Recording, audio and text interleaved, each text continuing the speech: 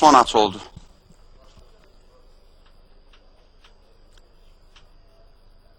Atlar box içinde start hakem emrine girdiler. Start verildi ve koşu başladı.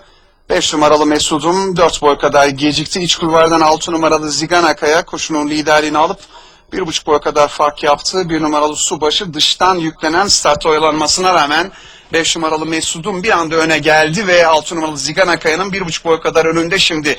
5 numaralı Mesud'um 1600'e doğru gidiyoruz.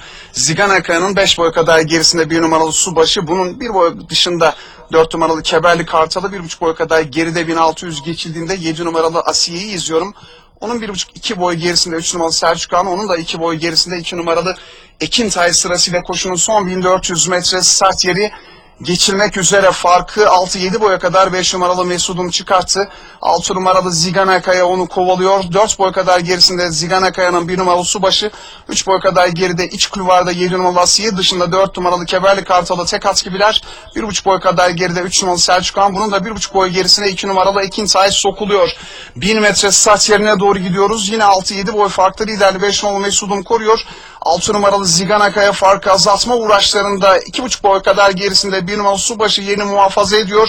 2 boy kadar geride 1000 geçildiğinde 4 numaralı Keberli Kartalı, bir boyun içinde 7 numaralı Asiye, 2 boy kadar geride 3 numaralı Selçuk Han, dışında 2 numaralı Ekintay'da hamle yaptı. Koşunun son 800 metre start yeri geçildiğinde farklar azaldı. 4 boy farklıydı. Yani 5 numaralı Mesud'um koruyor. 6 numaralı Ziganakaya farkı biraz daha indirdi. 2,5 boy kadar gerisinde 1 numaralı Subaşı yer tuttu yeniden. Üçüncükte o hala 2,5 boy kadar geride 7 numaralı Asiye, 1 boy geride Keberli Kartalı sahasına 3 numaralı Selçuk Han. Bunun da dışına 2 numaralı Ekintay geldi. Viraj dönülmek üzere, liderliği bir anda 6 numaralı Ziganakaya alıp virajı iç kulvardan 4 boy kadar önde dönüyor. 1 numaralı Subaşı ikinciliğe viraj üzerinde girdi sayın yarışseverler. Bariyer cimine yakın dönme avantajda 2,5 boy 3 boy farklı liderle 6 numaralı Ziganakaya koruyor. Ortadan hamle yapan 1 numaralı Subaşı farkı eritmeye çalışıyor. 2 boy kadar geride 7 numaralı Asiye'nin, bunun da 2 boy kadar gerisinde. Ortada 2 numaralı Ekintay, dışından da 3 numaralı Selçuk Han'ın atakları var.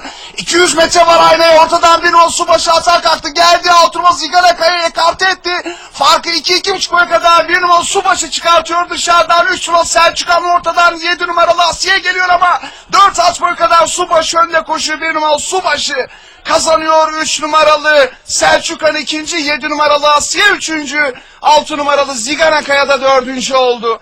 Evet sayın yarışseverler, koşuyu 1 numaralı Subaşı İlker Soyat'la kazandı.